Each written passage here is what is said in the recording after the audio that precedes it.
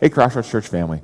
In light of everything that has taken place in the last several weeks with this coronavirus thing, we wanted to make sure that we let you know how we're processing through some of these things and what our path forward is. I realize that there are a wide array of opinions on this. Some people thinking that everybody's going way too overboard. Other people thinking that not enough is being done. So here's how we're navigating this. We believe that we want to keep the health and the safety of everyone who's a part of Crossroads Church at the forefront. We don't want to put anyone at risk at any time. We want to walk in wisdom, not fear. At the same time, we also realize that the gathering together of the body of Christ does wonders for encouraging and lifting us up, especially during these uncertain times. So for today is March 14th. Our services on March 15th are at 8:30, 9:45, and 11 o'clock are on as scheduled.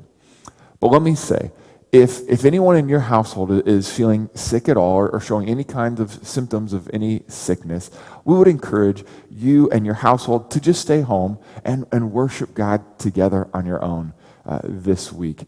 If not just for your own sake, but for the health and the assurance of the rest of the Crossroads family and our Lincoln community.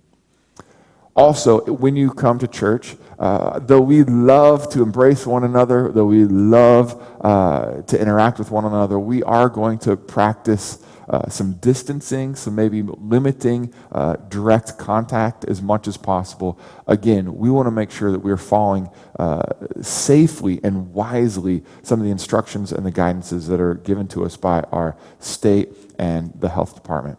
We take this matter very seriously. We don't want to be nonchalant at all, but rather we are going to strive to stay well informed on all of the issues so that we can make the best possible decisions for the health and safety of everyone who's involved. But for those who are going to come to worship with us, we are excited to celebrate Christ together.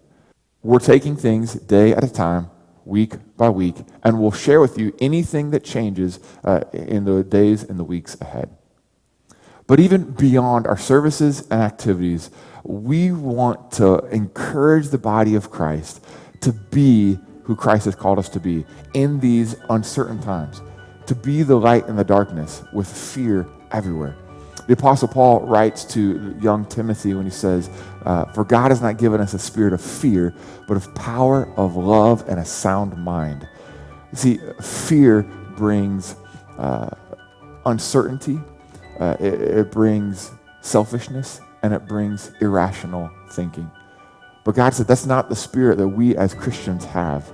Rather, we're to walk in power, not blown and tossed all over the place. We're to walk in love, not selfishness. We're to walk in sound mind, meaning making wise and sound judgments, not in fear and irrational thinking. So friends, let's be the church today. Let's speak life into the people around us. Let's not perpetuate an atmosphere of fear, but let's be hope and light and life to the people around us.